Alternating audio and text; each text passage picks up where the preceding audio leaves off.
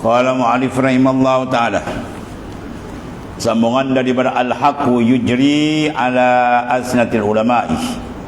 Jika perkataan yang keluar itu datang dari hati orang yang mempunyai nur, ya,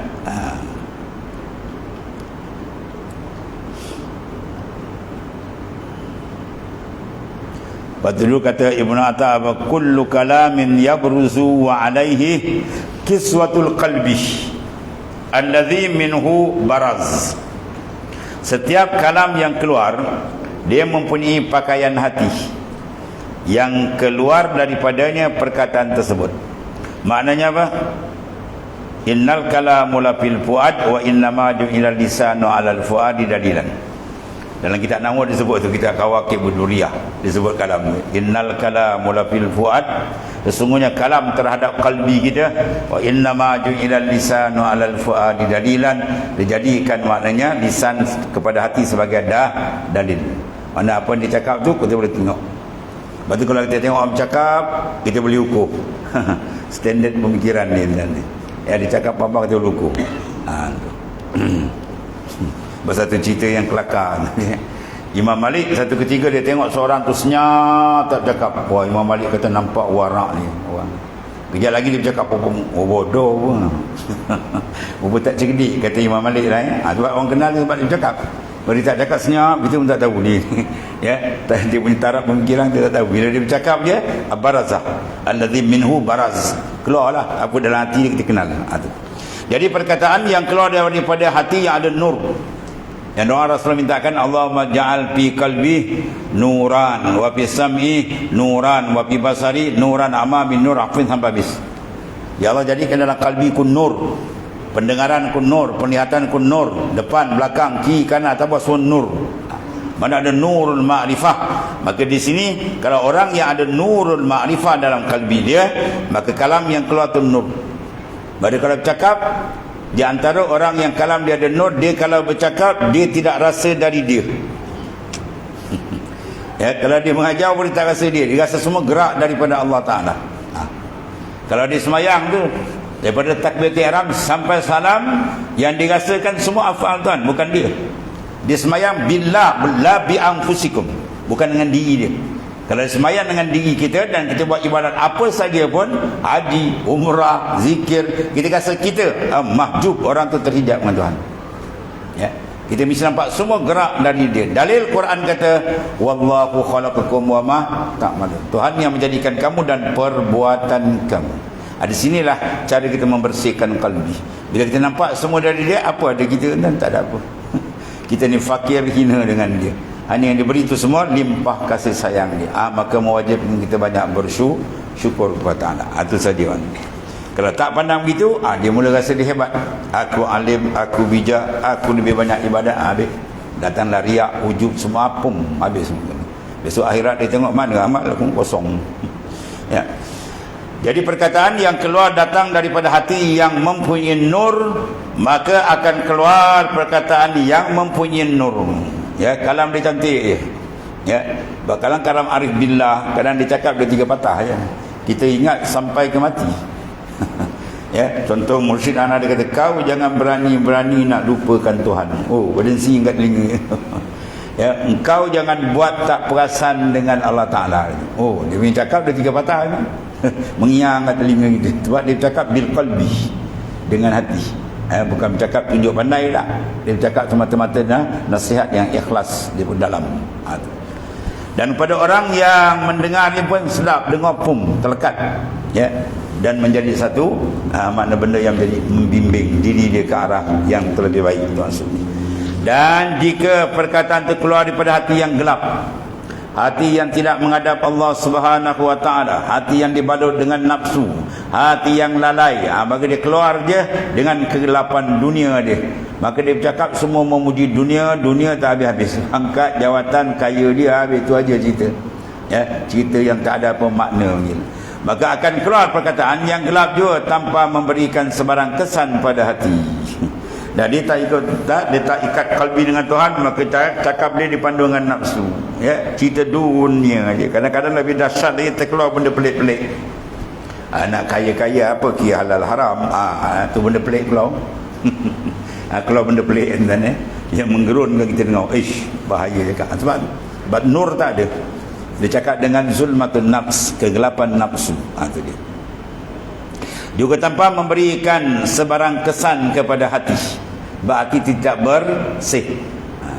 Dia kalbi ni kalau tak bersih, dan walaupun ada ilmu bila tak ikhlas kerana hati tak bersih, dia masalah. Berarti Imam Ibn Athaillah Sakandari mengatakan al-ilmu in qaranat wa al-khasya falaka wa illa fa'alaika.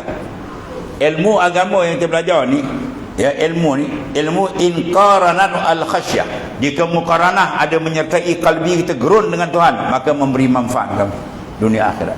Tapi kalau kita belajar pulau negara pun, tujuan dia bukan kerana Allah, nakkan sijil, nakkan pandang wah hebat, maka tak ada gerun hati dengan Tuhan, maka fa'alaika, ilmu tu memberi mudarat kepada dia.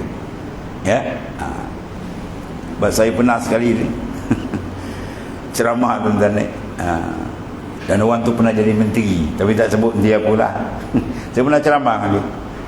Kita ni orang bodoh kan, ceramah dulu, dia ceramah kendian, ceramah jemputan. Anak naik ceramah, dia tweet anak Syekh. Dia tweet anak, dia kata, Syekh, hantar up anak sikit. Dia suruh up dia kan. Anak kata up, 7 up ada kat kedai. Tunggu dia senyap.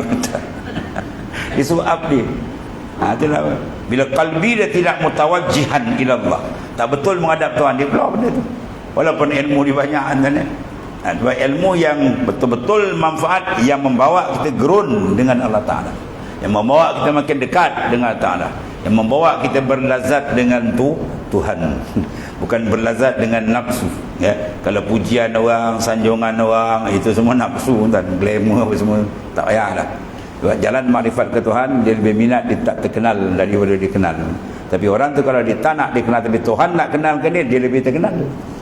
Ya, Rasul bukan orang yang mencari glamour, tapi siapa lebih glamour dari Rasul?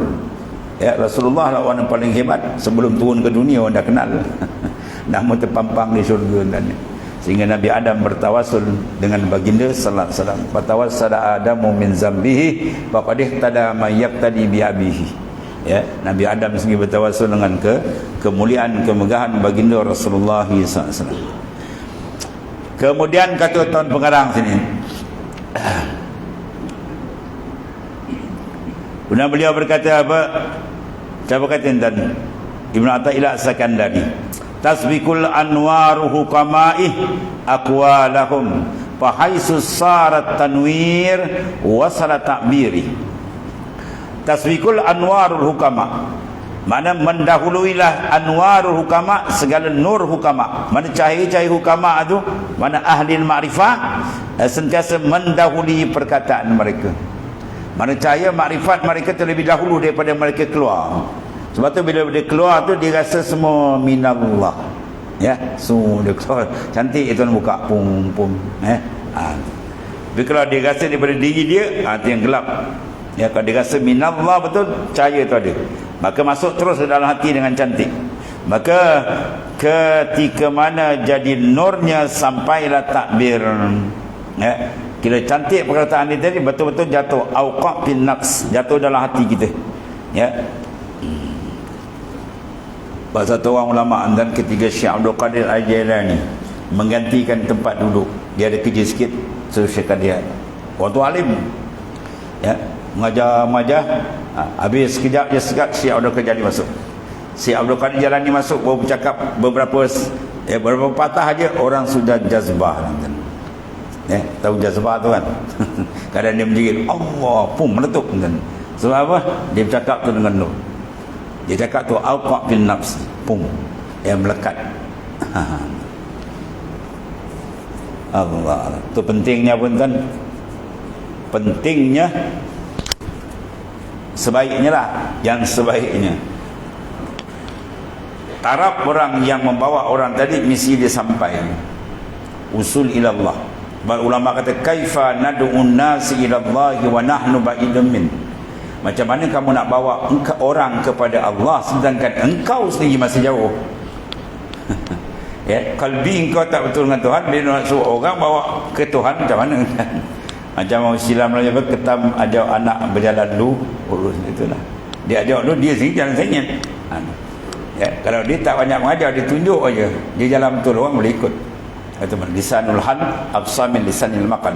Lidah kelakuan tu lebih afsah, yang mana membentuk seorang daripada lidah perkataan. Perkataan kami bercakap tadi, ahwal qalbi tu itu lain. Bagi orang yang khususnya para aulia, dia ada benda-benda yang seumpama tu sebagai satu kurniaan besar Allah Taala, sebagai topak membantu dalam mentarbiyah. Ya, murid dia begitu keadaan dia. Orang dulu banyak ni tuan-tuan. Kemudian apakah terdapat orang yang telah sampai kepadanya nur orang yang arif, tetapi nur itu tidak meneranginya? Manakah tanah yang telah menumbuhkan perkataan orang, mana orang wasil yang sampai kepada Allah tetapi tidak menumbuhkan daun? Justru dikata lazimkan dirimu mengikut perkataan dan perbuatan mereka. Itu dia. Niatkanlah di dalam hatimu bahawa kamu akan menemui mereka di setiap tempat yang kamu tujui. Ya, rendahkan dan hinakan dirimu terhadap setiap orang yang kamu yakin berkilau padanya cahaya maqamul ihsan. Bahawa duduk makam ihsan itu panggil orang yang sampai, orang yang wasil. Ya, maqamul ihsan. Ya, mana ditanya Jibril kepada baginda, ya Muhammad, akhbirni anil ihsan. Hadis sahih. Ya Muhammad, cerita pada aku apa itu ihsan. Rasulullah menyatakan al-ihsan an ta'budallaha ka'annaka tarah fa in lam takun tara fa innahu yarak. Ya, an ta'budallaha ka'annaka tarah ini dipanggil dalam istilah ya sufi dipanggil maqamul musyahadah. Fa in lam takun tara fa innahu yarak, ini dipanggil maqamil muraqabah. Ya, siapa duduk dalam dua makam ini dan tamakun tetap mantap, maka dipanggil orang tu wasil. Itu maksud wasil, sampai. Bukan sampai kita bertemu aja kita dengan kita, bukan. Allah Taala Maha suci daripada ya mumasalah lil khalaiq, Maha suci daripada menyerupai makhluk. Allah Taala tetap dasar dia laisa kamisli syai', sebab dia Maha hebat, zat yang wajib wujud. Itu. Jadi sini maknanya kalau jumpa maka ikut oleh kamu. Batu Imam Ghazali sebut dalam Ihya talabul syekh wajibun ala kullil murid walau kana min akabiril ulama. Menuntut akan mursyid yang betul-betul membimbing kamu menjadi kemiskian. Ya, maka tuan-tuan mintalah cari cari mursyid yang sebenar. Dia tak lazim daripada guru yang hebat kita mengaji jadi mursyid rohani, tak mesti. Kadang orang lain. Ya, Imam Ghazali tuan-tuan, guru dia besar-besar, di antaranya Imam Haramain, imam dua tanah haram, tapi dia sampai ke Tuhan bukan dengan Imam Haramain. Dia sampai dengan Syekh Abu Ali Al-Farmadi, seorang ulama hadis besar tapi tak terkenal mana. Dia kerja dia jahit kasut tepi jalan dan orang tu yang sebab dia sampai. Tuhan nak sampaikan dengan sebab orang ni tak tentu. Tak semestinya. Ya, itu mana kehendak Allah Taala. Sebab kita berdoa minta Allah Taala jumpa dan kita terpimpin bawah bimbingan dia supaya kita usul ila Allah Taala. Dan kalau kita sampai kepada Tuhan maka berjayalah hidup insan. Ya. Madzal ladzi wajadah man faqadak wa man ladzi faqada man wajadak laqad khaba man radiya dunaka badalan. Madzal ladzi wajada man faqadak, apakah kehasilan hidup insan selama dia hidup 70 tahun, 80 tahun, 100 tahun ke, dia tak sampai ke makrifat ini, rugi macam ni. Sebaliknya wa man ladzi faqada man wajadak, apakah keluputan orang yang ada ini benda, ya, benda yang disebut dalam hadis sahih tadi maqamul ihsan, ya, itu. Maka laqad khaba man radiya dunaka badalan, rugi serugi-rugi orang yang menukar Tuhan dengan makhluk. Rugi, ya. Dia tukar Tuhan, dia beradab pada makhluk, dia tak menghadap pada Tuhan. Dia cinta pada makhluk, rindu ke makhluk, dia tak rindu dan cinta ke Tuhan. Oh, rugi betul. Dia takut ke makhluk, dia tak gerun dengan Tuhan. Oh, rugi betul. Ya, itu kalam dalam munajat Ibn Athaillah As-Sakandari radhiyallahu anhu. Mereka itu tidak pernah sunyi daripada mereka hingga hari kiamat. Mana golongan ahlillah ni sampai kiamat ada tuan. Setengah orang di Madacai kata, wali-wali zaman dulu dia mana sekarang ada. Tersalah tuan. Ya, tiap-tiap masa semua ada. Cuma di akhir-akhir banyak mereka ni istitar mereka tu, mereka menutup diri, tak banyak keluar tuan. Kena cari betul, insya-Allah kalau Tuan tunjuk jumpalah tuan. Minta Tuan tunjuk aje. Jadi oleh kerana itulah ulama menyatakan bahawa Allah Subhanahu Wa Taala menyembunyikan 3 perkara dalam 3 tempat. Ya, 3 dalam 3. disembunyikan keredaannya dalam mana? Dalam taatnya. Dalam insan memberi ketaatan kepada Ta'ala, dalam itu ada apa? Mardatillah. Dan mardatillah adalah benda yang paling besar sepanjang hidup insan di atas dunia ni. Berdalil qaulihi ta'ala, dengan dalil firman Tuhan. Apa Tuhan sebut?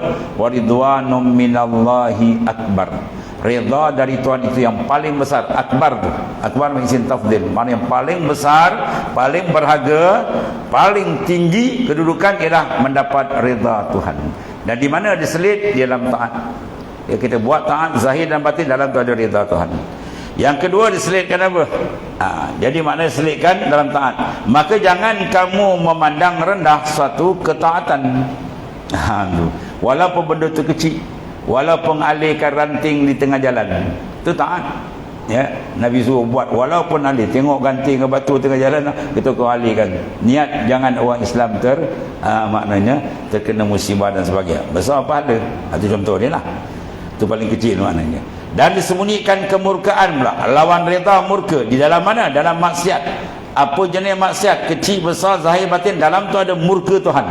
Maka jangan kamu mempermudah-mudahkan satu maksiat. Walaupun nampak kecil, tapi dalam tu ada murka. Murka yang kita takut.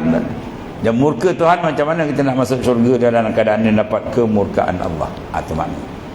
Dua. Yang ketiga disembunyikan. Yang ni kita bincang ni. Kewalian di dalam hati hamba-hambanya. Sebab tu nak kenal para wali cukup susah. Kalau tuan tak buka, kita tak kenal. Ya, tuan guru saya kata, kadang kau duduk dengan wali belaga lutut kau tak perasan. Ingat kawan, muka wali. Ya, waliullah lah, bukan wali nikah kan. Wali nikah banyak. Ini waliullah. Dan orang yang ingkarkan wali kufur sebenarnya. Apa wali-wali dia? Wah, dia cakap apa wali-wali? Tak ada wali-wali. Tak ada wali, kufur suruh dia mengucap wali.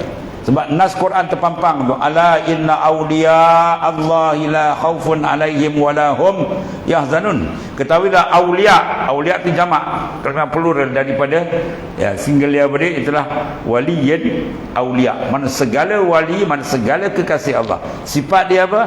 La khaufun alaihim, tidak ada sebarang ketakutan dalam qalbi. Wala hum yahzanun, dan tidak ada sebarang hazan, duka cita, tension, tak ada. Itu sifat para wali.